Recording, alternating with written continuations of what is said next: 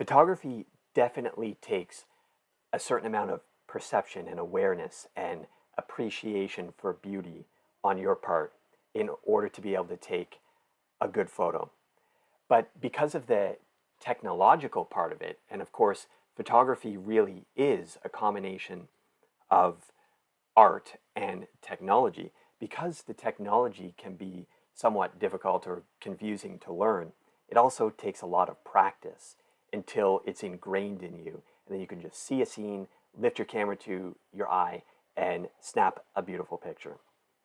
Well, for a lot of people, the idea of practice is just completely uninspiring. We don't want to go out and practice. We just want to do it. Well, if the idea of practice is uninspiring to you, then think about play instead.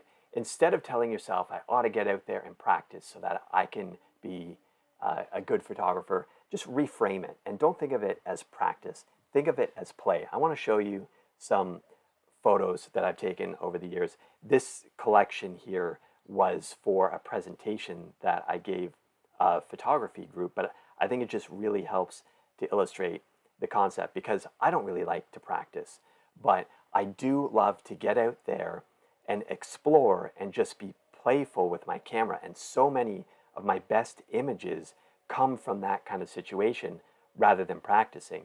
Now, granted, yes, I have done a certain amount of practice so that I know how to work my camera and I know how to do things.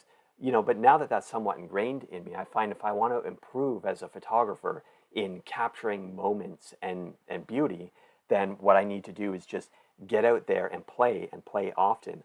All of these photos here were just moments of play for me, and in many cases, perhaps I am playfully photographing moments of play as well. So we got a couple levels there.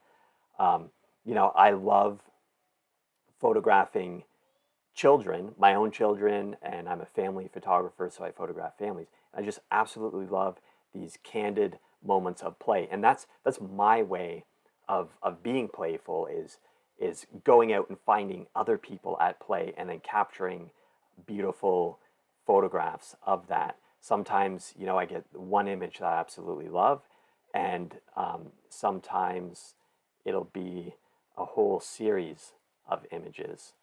I really think that I have made, definitely, whether or not they're my best photographs from a technical perspective, and whether or not they would have win any awards, I think that I have certainly taken many of my favorite photos just by being playful and observing other people at play.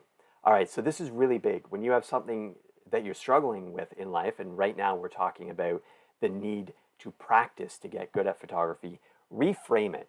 Don't call it practice. Don't think of it as mindless repetition. Oh, here was a fun photo shoot where I arrived at the house to do a maternity photo session, and they hadn't even started getting ready yet, but that means they hadn't started doing haircuts yet. And I thought, hey, I'm just going to take this next hour to have fun and photograph them giving haircuts. And I thought that this so interestingly captured the chaos of getting ready for family photos, especially when you're doing haircuts. And I thought this was a maternity session all on its own. I love other creative, playful people and exploring all kinds of stuff.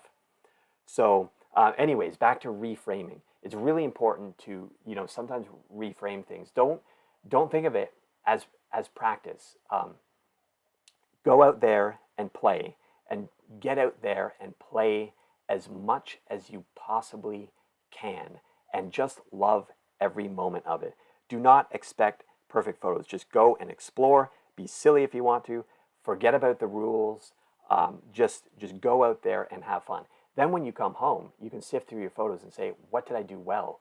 And you can, and that will begin the process of play, and then reflecting on your play and what you did well will slowly build in you, and you'll find over the course of a year or 2 or 3, I mean really just in the first few weeks of doing this, you will improve in leaps and bounds in your photography.